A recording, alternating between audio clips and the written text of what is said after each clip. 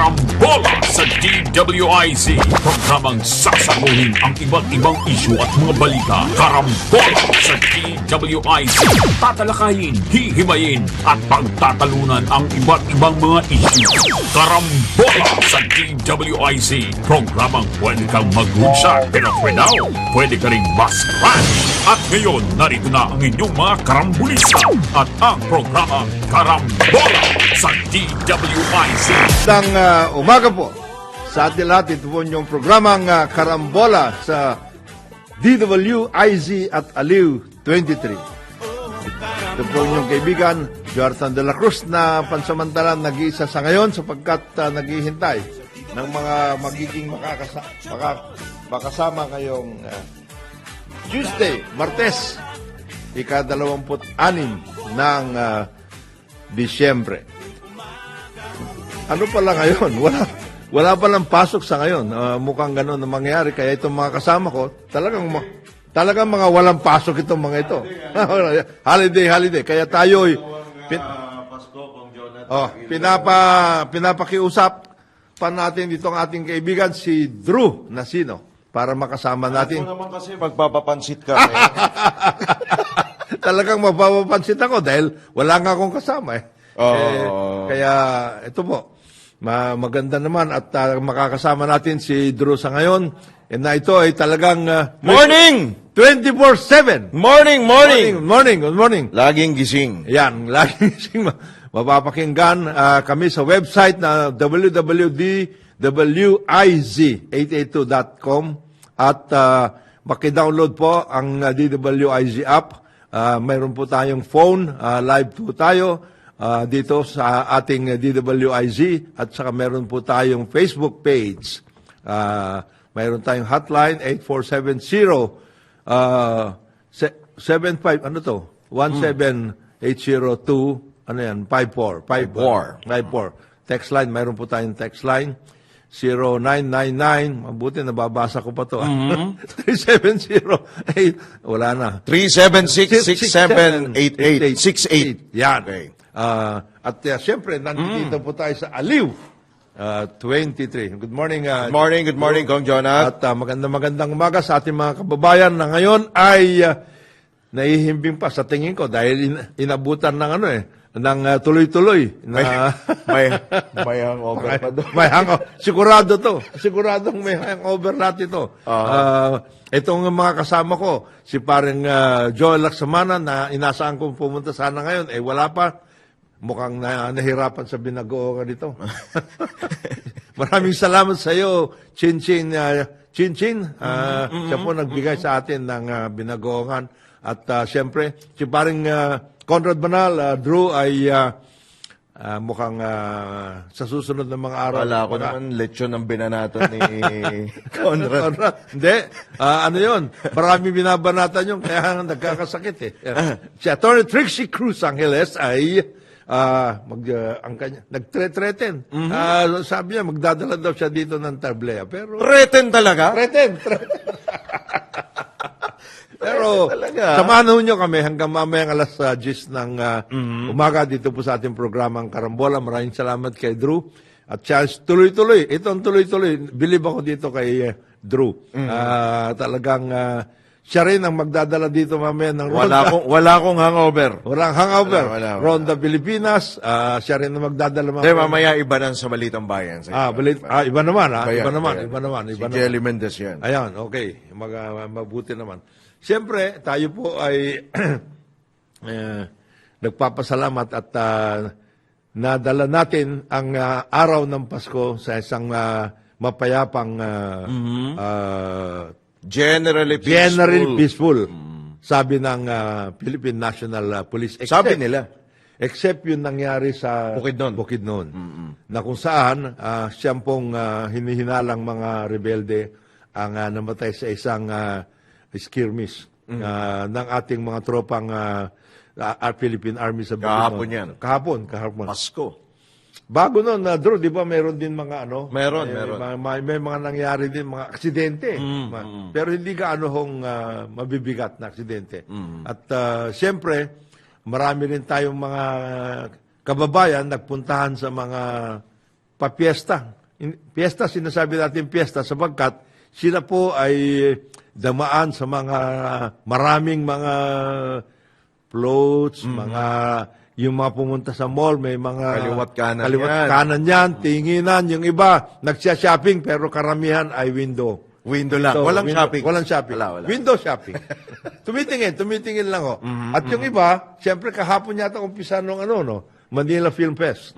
Kahapon Metro yan. Manila Film Fest. Dinumog din yung Manila Film Fest. Dinumog din yung Metro Manila Film Fest. Sa ibang bahagi ng ating bayan ay ganoon din po. Siyempre, kung kaya nga nang binabanggit natin palagi, kung tayo ay kinakapos, siyempre tayo po ay kailangan lang mamalaktot ng mabuti.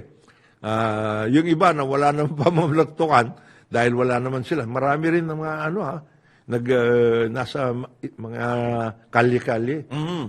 Kahapon nga meron akong nakita, tayo ay siyempre sana naman yung ating mga local government units pinapaikutan nila yung mga kalye at iba. Yung iba kasi natutulog na lang dun eh. Oo, marami yan, marami. Marami.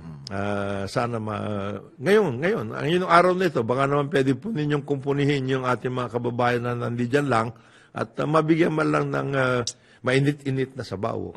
Actually, ang dami. Nagkalat nga kung Jonat, yung mga napapansin mo ba yung mga pulubi na Oo. naghalo-halo, yung mga aita, Iba-iba. May Iba-iba. badyaw. Iba-iba na. Kaya baka pwedeng kumpunihin ho ninyo itong mga ito at maganda naman na mabigyan man lang sila ng konting sabaw, konting para maalala naman nila na may mga nagmamahal at kumakalinga sa kanila lahat. Ang siyempre sa iba't ibang bahagi po ng mundo, ang pinakamatinding nangyayari ay yung diyan pa rin yung giyera ng Israel at ng Hamas sa Gaza at si Pope Francis mismo nagsabi na kung maaari ay sana magkaroon ng ceasefire dyan sa na siyempre ayaw ng Israel yun sapagkat ang sinasabi ng kanilang liderato ay kailangan tapusin na para hindi na magkaroon pa ng paulit-ulit na ganitong mga tutuldukan na nila. tutuldukan na nila. Yun ang problema. Ang problema doon sa pagtutuldok na yun, ang maraming mga nabibiktima, alam mo naman yun, Drew, ay mga civilians. At saka siyempre yung mga mismong sistema, halimbawa sistema ng kalusugan at lahat, siyempre apektado. Pamumuhay dyan mismo sa Gaza Strip ay siyempre wala na yun. Domino effect yan. Nagkaroon na. Kasi kanina pala, Kong Jonat, umakyat na sa 200 yung patay doon sa pambobomba sa pag-atake pala ng Israel. Diyan po yan sa Gaza. At nadadagdagan pa rin yung mga namamatay. Mabigat na sitwasyon niya.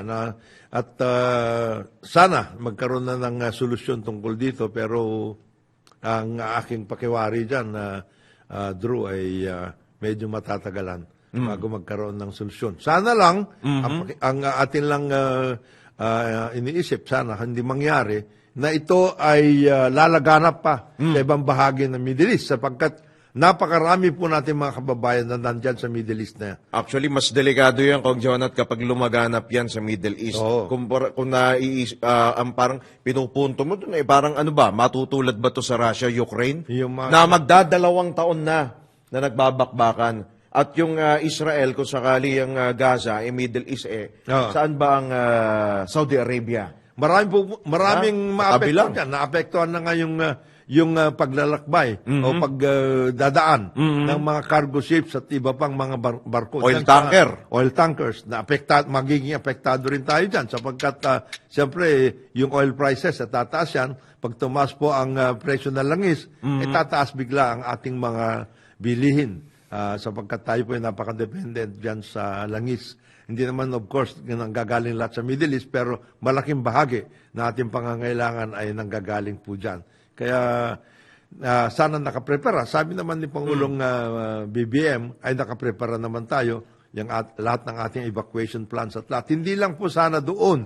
Although dapat talaga yun, nakapreposition ng ating mga kagawad ng pamahalaan at iba pang mga pangangailangan. pati yung pakikipag-ugnay sa iba't ibang mga Yes. pamahalaan dyan at ang mga asosasyon ng Pilipino. Number one, DFA. Dapat DFA. ang nakatutok. At saka din. DMW. DMW. Para nakatutok tayo ng mabuti dyan. Pero maliban pa po doon, ay titingnan din po natin kung saan natin sila dadalhin, number one. At pangalawa, kung tatagal-tagal, halimbawa man, lumaganap yan na tatagal-tagal, saan natin sila may bibigyan ng alternative na Hanap buhay. Kasi hindi naman po pwedeng nandun lahat sila sa evacuation centers. Hindi ho natin makakayanan yun. Unsustainable po yung sitwasyon na ganun. So, sana ay magkaroon na nga ng maayos at masigasig na pagtatrabaho ng iba't ibang mga pamahalaan kasama ng United Nations para yung ceasefire ay talagang mapatupad. Nagkaroon na ng ceasefire Kaya lang Ilang araw lang. 4 days lang hindi pa nga natatapos yung pang-4 na araw, nagbanatan na kagad yun ang problema natin. Pero alamin din natin, mamaya-maya, baka naman meron tayong ding reports na galing sa ibang bansa at siyempre yung reports natin, yung ating mga reporters on the ground, kung ano nangyayari. Kasi ang balita kanina maaga-maga, napakarami daw pupunta sa Luneta, sa Rizal Park. At napakarami, siyempre, pag marami pumupunta doon, yung iba natutulog, yung iba kumakain doon, marami na rin basura. Yun, matik yun. Ngayon, di ko alam kung nandiyan pa si paring Aya o nakabakasyon din yun. Andyan pa ikot-ikot. Ikot-ikot, baka magbigay siya ng report mamaya-maya. At Kong Jonat, hindi lang siyempre yung Pasko, meron pa tayong binabantayan yung pagsalubong sa bagong taon. Nako, maraming kailangan ayusin dyan. Ito, yung mga naputukan, as of 8 a.m., ay nasa 28 na yung mga napuputukan. Ano pa lang yan? Wala pa. Wala pa tayo. Wala pa ka sa kalagitnaan. Ilang araw pa bago bagong taon, 6 na araw pa bago bagong taon. So nadadagdag kasi balik na tayo sa normal na pamumuhay, inalis na yung pandemic restrictions at maluwag na. Lalo na po ang mga lugar, mga mall, biro nagkakapalitan na kayo ng mukha. Oo. Yan nga sinasabi natin, Drew, na nagsya-shopping, marami lang window. Window shopping. Tumitingin. Parang namamalik mata sa mga nangyayari doon, na kumikinang-kinang ng mga ilaw. Hindi natin maintindihan kung may pamibili ba to, Siyempre, lahat yan naghahanap ng pwede nilang bibilan. Yung iba naman, at sana hindi mangyayari, naghahanap ng kikitaan at ang kikitaan nila didekwat. Sa dami ng tao dyan, dahan-dahan naman kayo. Wag naman ganon. Kapira-piraso na lang nga yung mga dala-dala ng ating mga yung magkapatid pa yan? Si Magno? Magna, tsaka si Mando? Si Mandurukot. Tsaka si Magnanakaw. Meron akong kaibigan, nagsasabi, ito ay, sa Italy, nag-text sa akin Sabi sa akin, boss, kumusta dyan sa Italy? Okay naman ho dito, kaya lang siyempre, parang sa Pilipinas din, marami rin lumalabas lahat, etc. Meron nga kung tayong kababayan na pinigilan niya yung kamay ng isa. Bakit? Parang ho yun Parang hindi naman tiga Italy. Ito nasa Rome. Parang parang yung mga labas na labas. Sinigilan niya yung kamay. Sabi daw niya, dahan-dahan ka. In Italian, dahan-dahan ka kasi pareho lang naman tayo. Huwag mo na akong dukutan. Pilipino rin? Hindi Pilipino. Hindi Pilipino? Ano nga iba. Ibang lahi. Pero siya naman, hindi talaga siya mandurukot, pero hinawakan niya. Para sabihin niya, hindi, dahan-dahan ka kasi mandurukot din ako. Grabe naman. Hindi, marami kasi tayong diyan sa Italy, meron tayo siguro mga 200,000. Karamihan doon mga permanent residents. Legal ba yan? Legal. Iba pa yung iba pa yung mga transient, yung mga iba na TNT. Tago ng tago. Pero marami dyan. At marami rin, siyempre pumunta doon ngayon dahil ngayon mga araw na ito, lumalabas ang Papa. Lumabas nga ang Papa. At May message na. may message siya sa atin to the city and to the world. Yun ang sabi ng Papa. At maganda naman. Ang kanyang message, of course, is message of peace at saka pagiging hopeful at the same time sa sharing. Na sharing mensahe ni Pangulong BBM at siya rin ang mensahe, in sense, ni Vice President BP Sara Duterte. Lalong-lalo na, at tayo nagpapasalamat, Drew, dun sa mga frontliners, sabi nga ni BP, mga pulis, mga sundalo, mga health workers, firefighters, lahat ho ng mga nandiyan na nagsisilbi sa atin, frontline services.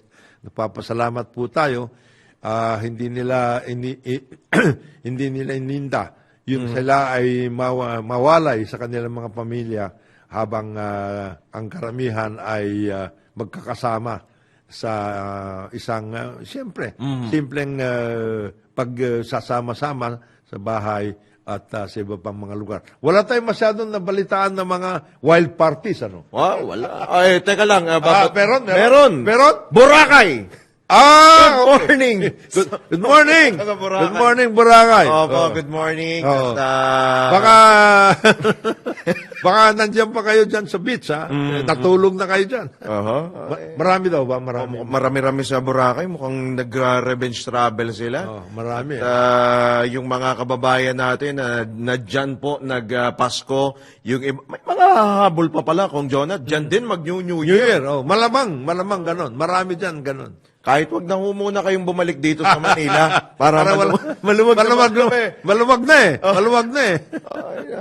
Ngayon holiday ho ngayon ay maluwag ho ang daloy ng mga kalsada. Tanaw natin ang sarap humataw ng mga pero mag-iingat ho kayo Kaya yung mga kababayan ho natin mga motorista kahit maluwag ang kalsada doble ingat, hindi nyo ho pag-aari yung kalsada At sa mga babalik naman po actually may mga hahabol yan mamaya Mga papasok ho kinabukasan mag-uuwian pero yung iba magtutuloy-tuloy na hanggang New Year. Diba? So, karamihan dyan babalik. Kaya ang problema dyan ngayon, siyempre traffic sa mga expressway. Sigurado yan. Wala nga hong traffic sa loob ngayon, pero ang traffic sa labas. Pagbalik. Oo. Lalo sa Baguio, kung Jonat.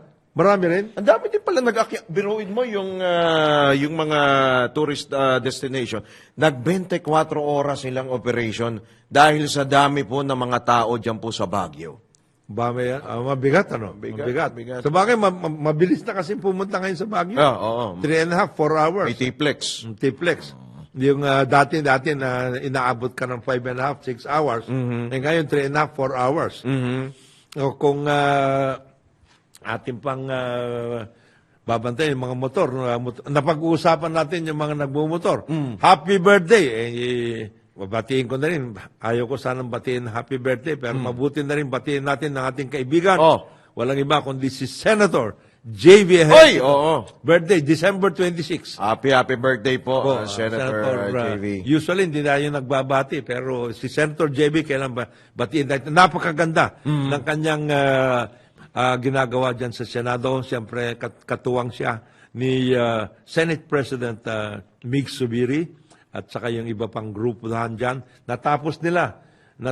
Sila yung naging working team para matapos itong 5.7 trillion na budget natin. National budget bago matapos ang taon. Happy birthday, Sen. Alam ko, marami kang kasama ngayon nagmumotor. Magaling magmotor to. Alam mo ba? Rider yan. Rider talaga ito. Alam mo ba, Drew, na si Senator JV? Sumama doon sa yung meron palang ganon na diyan sa Subic area at lahat. 200 kilometers na bike Ang bigat. Siklista rin kasi siya. 200 kilometers walang hinto. Walang hinto yan. Ang antindi noon. Ako lang baka wala pa 1 kilometro. Stationary bike. Baka stationary bike lang kaya ko dyan.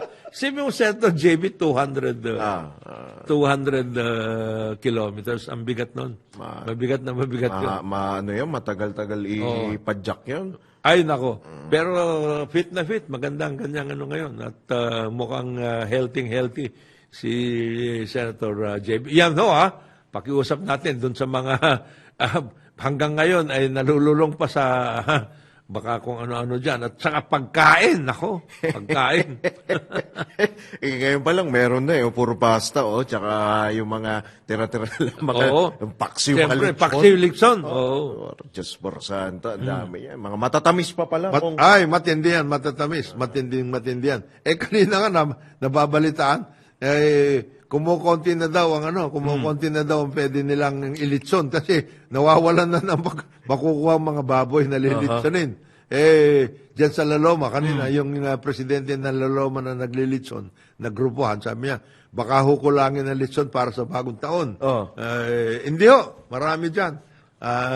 Kung wala nang lilitsonin, ano na lang. Ang gawin na lang natin, yung mga pira-pirasong baka pwedeng yun na lang. Yung mga retaso. Mga pwedeng yun na lang ang litsunin natin. Patapos itong mga, ang hindi nawawalan naman na Drew yung yung mga matamis. Marami buko pahay. Pero ugalihin ho natin, baka pwede natin na mabigyan ng pagkakataon ng ating mga gumagawa. Buko pahay, bibingka, puto bongbong. Tapos na, maski na ho, tapos na ang simbang gabi, baka pwede pa. Baka pwede pa ho kayo magdala dyan, iba't iba. Hanggat holiday pa naman, may New Year's New Year's pa. Sabi nga hanggang June 6, January 6 Ay, kailan ba translation? Ang translasyon ay 9. 9. Pwede na, Pwede na ngayon. Pwede na. Wala na yung restrictions po pagdating diyan sa translasyon. Yan po yung ilalabas sa Quiapo Church, yung itim na Nazareno at ililibot sa area diyan. Quiapo, papuntang Luneta, papuntang iba pang mga areas diyan at yan po ay ang dami pong deboto niyan. Milyon. Dami pong deboto. Pero alam mo ba, Adro, balita ko, doon sa ibang mga lugar at specifically dyan sa Cagayan de Oro. Nagkaroon na rin ng ganito. May replica sila. May replica sila. Mabuti rin yun. At para yung mga iba natin, mga kababayan na hindi nakakapunta ng Quiapo sa Maynila. Para hindi dito magkukumpulan, magdadagsaan. Baka pwede. Baka sa ibang areas din kasi marami naman tayong mga deboto na nandyan din po sa iba't ibang areas. Doon sa Cagayan de Oro, naumpisa na nila. Tapos sunod-sunod ang Enero kasi, maraming mga activities. Fiesta man yan. Fiesta man. Basically, fiesta man at karamihan religious festivities. Gaya ng Sinulog. Cebu. Sa Cebu. Tapos siyempre yung ati-atihan. Sa Tondo. Fiesta sa Tondo. Ay, yung fiesta sa Tondo, tindi niyan. Enero rin yan. Ang dami sa Enero. Marami sa Enero. At hindi ko lang alam kung tuloy-tuloy pa. Meron din piyesta ng mga higante dito sa Angono. Hindi ko alam kung tuloy-tuloy pa yon. Sana, good morning, Mayor Jerry. Matagal na mayor ng Angono, maganda dyan sa Angono. At maraming pagkain na Art capital yan. Art of the capital Philippines. Of the Philippines. At marami ho tayong pwede makita. Marami ho, kung kayo po'y nais ninyo habang bakasyon, na maramdaman pati ang pakikisama at pagmamahal na ating mga kababayan, baka pwede ho kayong umikot. Marami dito, maski na yung mga taga Metro Manila, pwede ho kayong makalabas ng konti, maliban sa malamig na hangin at presko, ay marami ho tayong makikita dyan na iba't ibang mga hindi ninyo akalain na nandiyan. Na malapit lang. Baka sa Masungi nga, mapunta lang kayo dyan, maayos pa yan. Maganda po ang Masungi dyan sa area na yan. Huwag lang aquarium yung mga... Di pa ba tapos yung issue na yan? Tuloy-tuloy Di pa ba? Wala, nagsis and desist na dyan Wala pa rin Akala ko natapos na yung issue na yan sa Masungi. Hindi, meron pa dyan, meron pa. At nagkaroon nga ng parang interagency at workout. Sana lang mabantayan ng mabuti ng ating mga kaibigan dyan sa area na yan, local governments, officials ng Rizal at saka yung mga ibang bayan dyan, at saka siyempre yung DNR, at saka yung meron kasing foundation yan na noon ay binigyan ng pagkakataon ng dating DNR Secretary Gina Lopez na siyang maging mamahala ng ilang portions ng area na yan. Sapagkat yan yung Upper Marikina watershed. Oo. Yung Masungis. Malawak yan. It's just part of that Kagubatan. Oo, Ng Kagubatan, Upper Marikina watershed. At pangalagaan ho natin yan. Napaka-importante po na mapangalagaan natin.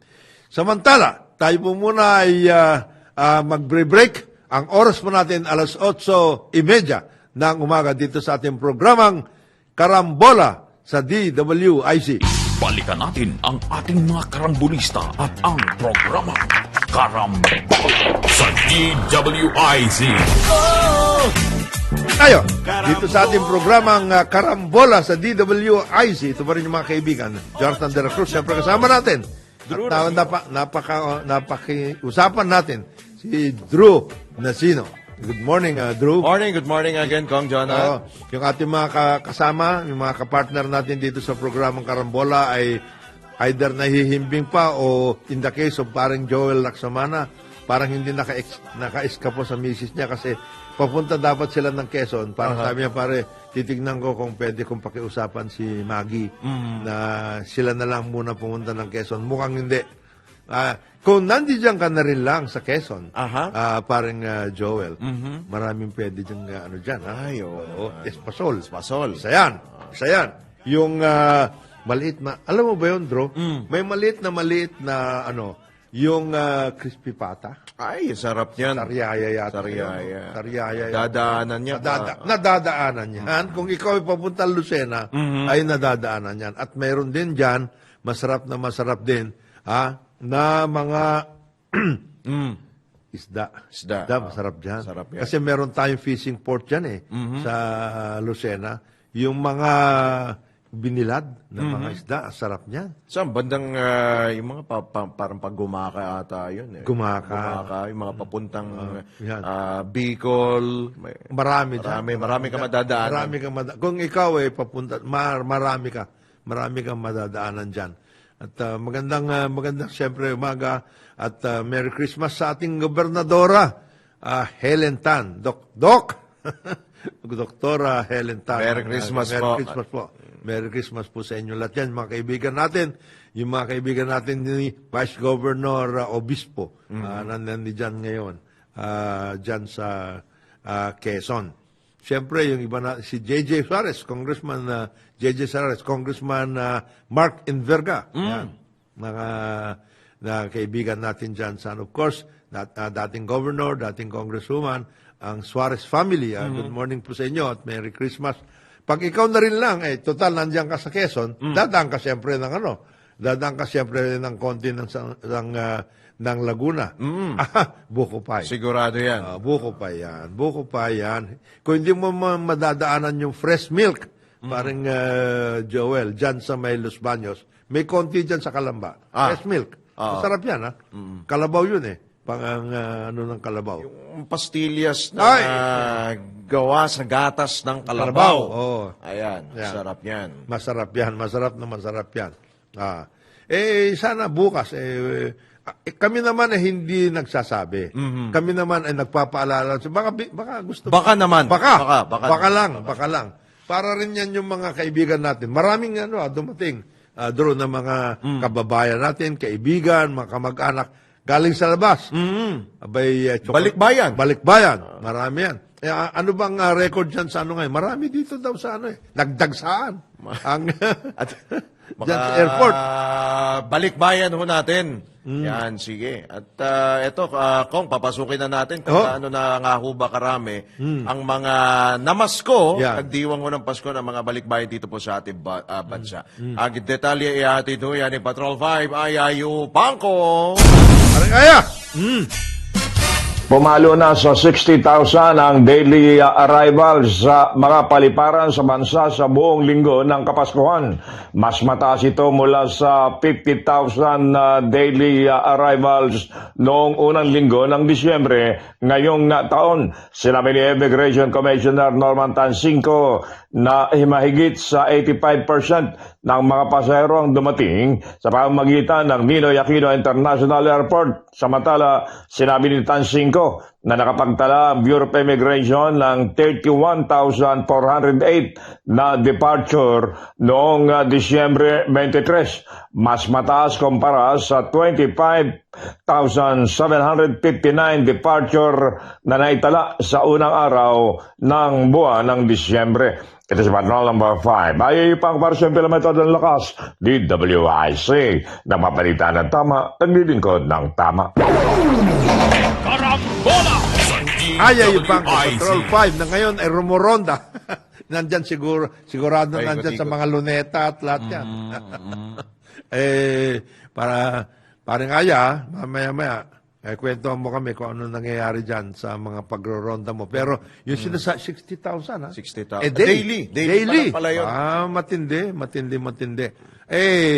Talagang kailangan na natin ayusin yung airport na yan. Magbabadyang marami pang mga rivals kasi siyempre yung travel dyan, paikot-ikot, marami tayong mga kababayan. Hindi lang kababayan, baka sakali sa ginagawa ngayon na pagbabago ng BBM administration ay dadagsa rin ang mga iba pang turista at siyempre mga investors. At yan ay magbibigay ng mas malaking hindi pagkakataon, challenge, pero kayang-kaya nito. Ang papasok na General Manager ng Manila International Airport, kaibigan natin si parang Eric Ines. Yan. Ano na yan, veteranong Drew. Mahaba-haba ang ang papel. Mahaba ang experience yan. Veterano Talagang talaga ito. veterans talaga. Magmula pa noong 1986, siya ay na-involve na sa airline industry. At naging regional manager yan ng Etihad. Ito yung airline ng Abu Dhabi. Oo. Ang United Arab Emirates, kung saan nandun ang Abu Dhabi at saka Dubai, isipin mo, dalawang airline, parang tayo. Philippine Airlines saka Cebu Pacific. Sa kanila, Etihad at saka Emirates. Yan ang kanilang mga airline. And speaking of airport pala, kung bukas pala ang last day ng filing ng bid documents. Yung mga... hindi na-extend? Hindi in-extend. Ba? At kausap natin kahapon ang DOTR, si Ginoong Johnny Ismundo. Si John. Si John Ismundo. Wala na palang extension. Sabi niya? Sabi niya, wala na extension. Hindi na mahahabol? Wala na. Baka naman ngayon ihahabol ngayon yan. 26 na ngayon. 26? 27. So, Tignan natin. Mayroon pa namang hanggang midnight ng December 27. Back 11:59 ng December 27, which is tomorrow. Pero ano yan, ibig sabihin yan, kasi sinasabi dati, at sinamahan pa nga yan ng ADB, some people from ADB, at saka si paring Larry, Secretary ko doon. Sinasabi na, baka naman, sir, Mr. President, paki-extend naman ito. Gawin natin at least hanggang January 27 para mas marami sasali. Kasi sinasabi, ano ba sinasabi ni Johnny? Baka walo yung original na bumili. Bumili ng bid documents. Tapos merong dalawang, I think 2 or 3 na foreign. Na consortium. Isang Turkish, tapos may Korean, hanggang bukas ay December 27. Kasi ang nire-recommenda ng ADB, extend nga, para mas magkaroon pa ng leeway. Yung diba? mga iba. Para makapag-isip-isip pa, 'di ba? Magkaroon pa ng espasyo. Kumbaga may mga choices pa tayo, 'di ba? Kumbaga meron pa tayong mga pwede nating sabihin kung ano yung makikita na magandang bid, 'di ba? 'Yun naman ang purpose talaga noon. Na lalong pagandahin at paayusin ang sistema diyan sa 170 billion pesos ho kasi ang pinag-uusapan po natin na proyekto po rito. For 15 years. 15 years po. Bago pag-aayos. Pero gaya ng binabanggit palagi ng ating kasama si Parang Conrad Banal, ano bang iaayos mo dyan? Wala namang additional runway yan. Hindi na pwede magkaroon pa ng additional runway. Di siyempre, ako naman, inuudyakan ko palagi si Parang Conrad. Hindi, meron dyan.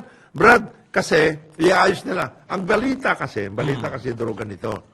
Di ba, meron talagang dalawang runway dyan, kaya lang perpendicular, hindi naman parallel naging perpendicular.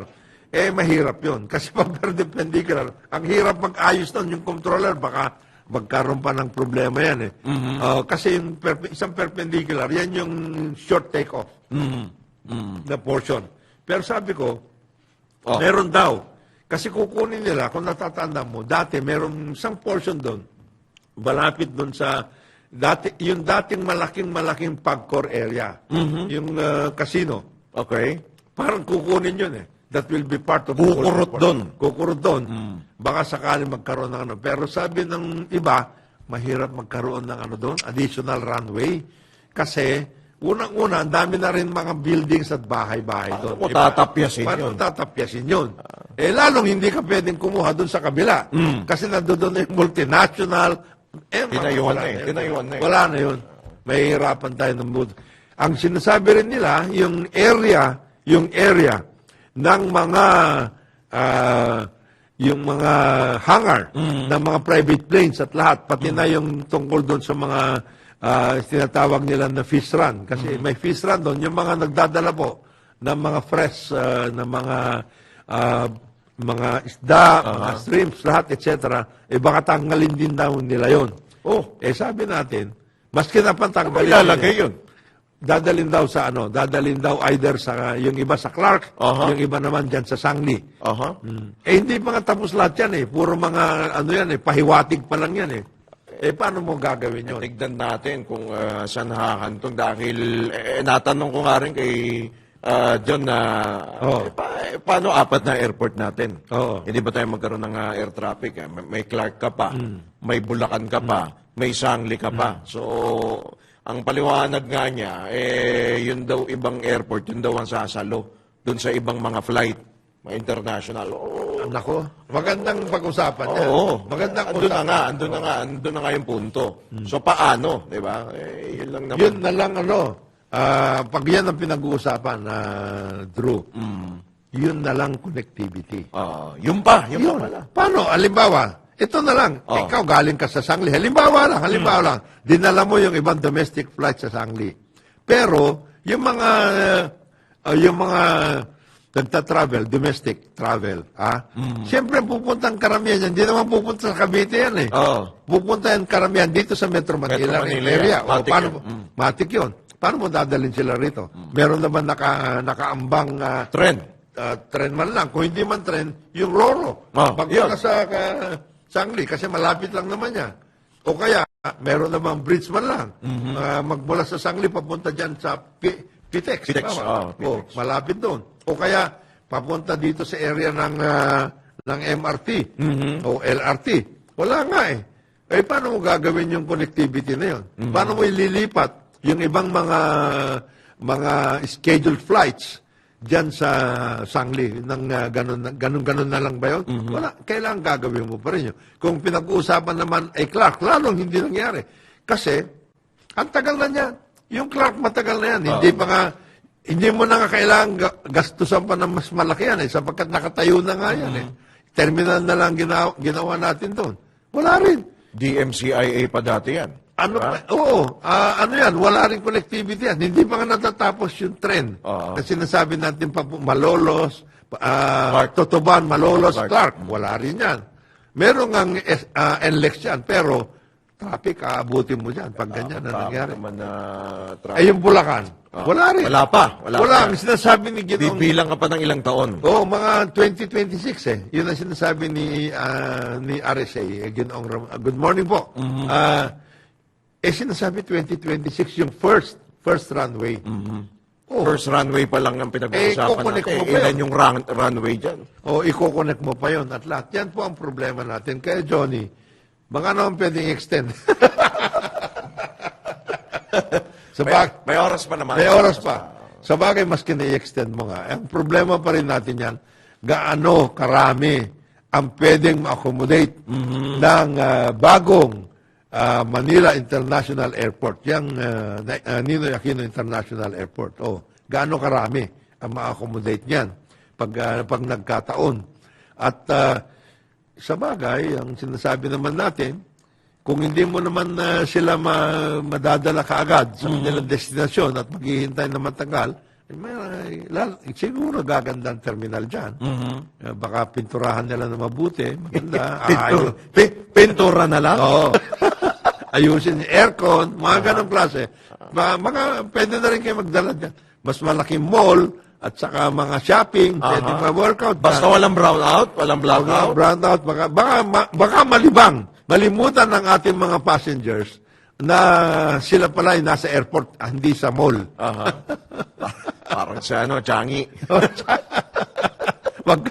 Magkakaproblema tayo po. Yan ang ating palaging sinasabi. Pero tingnan natin kung ano man ang hindi pa natin nakikita kasi kung ano ang mga sinasabi nila na pagbabago diyan sa airport na yan. Kasi ang pinag-uusapan, 170 billion pesos po ang gagastusin dapat. Malaki-laki yan. Malaki-laki yan. Over a period of 15 years. Ilagay mo na lang, ang laki-laki niyan. Kung 10 years yan, 100.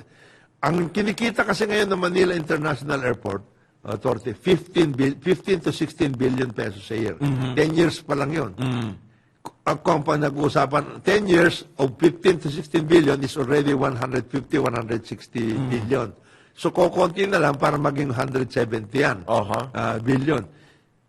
Kita kagad nakaabutin nito. Sigurado. Sigurado. Kasi hindi naman yan kagad-agad ma-implement Meron pang mga pagbabago. Baka magbago pang design. Magbago pang mga pangangailangan.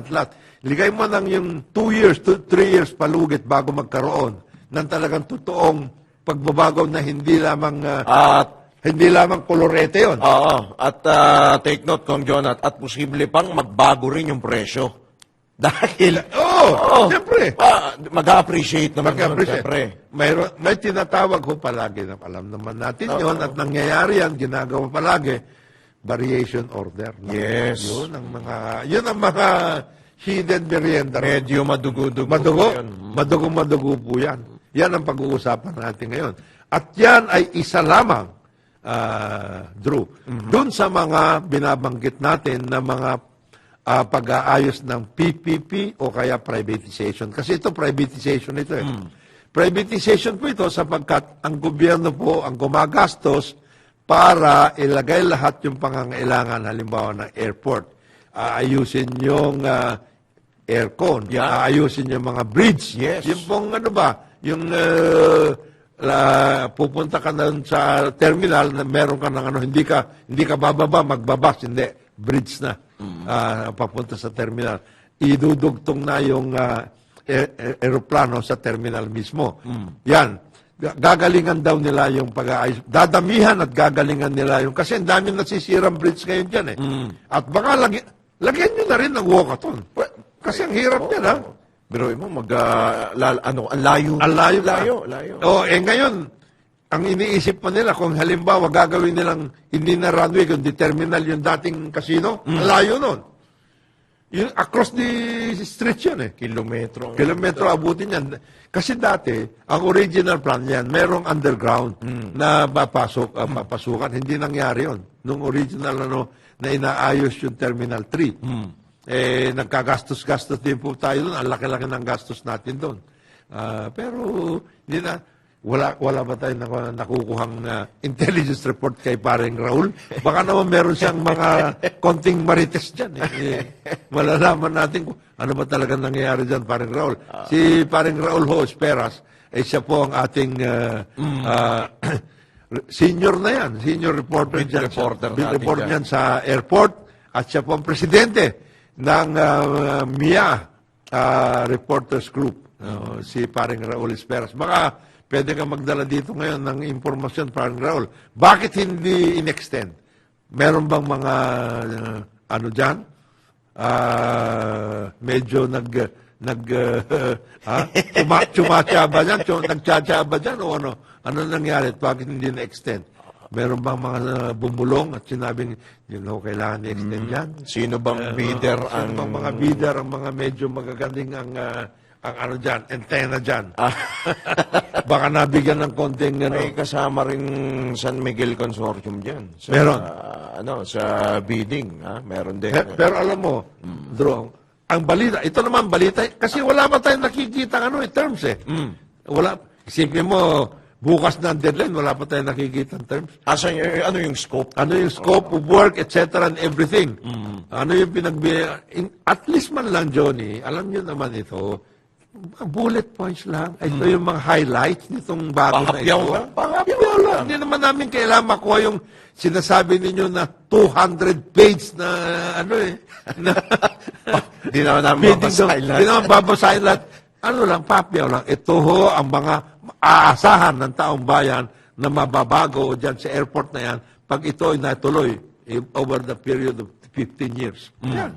Malaking bagay yun. Pero ang balita ko, totoo nga na sumama ang San Miguel. Kasi San Miguel po, siya pong proponent ng new Manila International Airport sa Bulacan. Ang sinabi, limited. Ang participation nila, 20%. Wow. Ganon daw. Ganon ha? Ganon ang sinabi. Yun lang ang balita natin. Kaya Johnny, total ikaw naman ang special assistant dyan ni Secretary Jimmy Bautista. Ilabas nyo. Ilabas ninyo yung mga yan para maintindihan natin. O ito limitation. Kung ikaw ay may hawak ka na isang airport pa, ito yung limitation mo.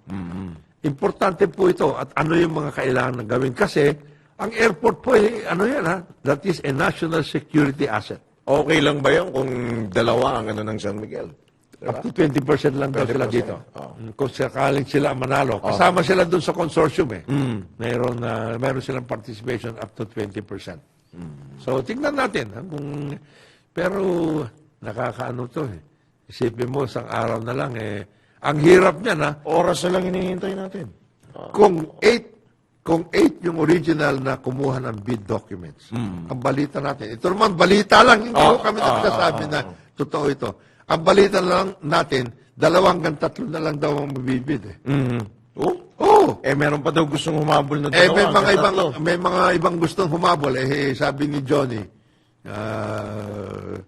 Esmundo, hindi na pwede. Wala na yan. Tapos na yan.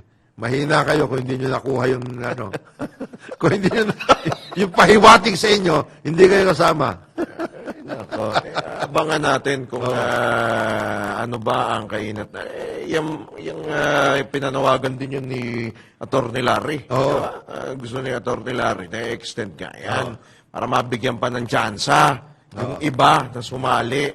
Makita naman kung ano talaga yung plano. Magandang plano nila para mapaganda. Ito ang gusto ko sanang mapag-usapan din ng Department of Transportation. Ito hindi na kailangan mag-away-away o kaya magkaroon ng mga iba-ibang mga skema para limitahin ang bidders. Cruise terminal. Yun! Yan, ha? Baka pwede ho tayo maglagay ng cruise terminal para sa Manila. Manila, kasi sinasabi natin, gusto natin ang Pilipinas maging cruise capital of Southeast Asia. Nakita naman ho natin yung nangyari dun sa mga nagdumating dito. Napakaliit lang yun na cruise ship. 2,000 passengers. Abay, kinawawa natin Nag-viral pa ngayon Sino pa ngayon ang babalik dito? Kung hindi natin kayang hawakan itong mga ganitong barko. 2,000 passengers lang yun. Kung dumating dito yung mga malalaking barko, saan sila dadaong? Saan sila pupunta? Anong terminal ang ayusan nila? Wala Yan. Pwede na ho kayo, unsolicited proposal. Meron na kasing amended. Thank you to the Senate and of course to the House. Speaker Romualdez at saka kay Senate President. Natapos na rin yung amended PPP law. Ang naging principal sponsor niyan ay walang iba kundi si Senator Birthday Boy, Senator J.B. Ejercito. Siya tumayo para mag-sponsor sa plenary sa Senate. Natapos na ho yung amended PPP law. At sinasabi ni Senator JB na hindi na ito yung dating PPP. Oh. Kasi dating PPP, alam mo naman yun, Drew, eh. Binago na. Oo, Maraming kasi mga, dati, yung dating kabihandaan. PPP, PowerPoint presentation eh. Hindi Bullet din. Hindi naman project yun eh. Ang sinasabi ng Senator JB ngayon, totoong project ito. Oo. Public-private partnership. Hindi na ho PowerPoint presentation. Hindi.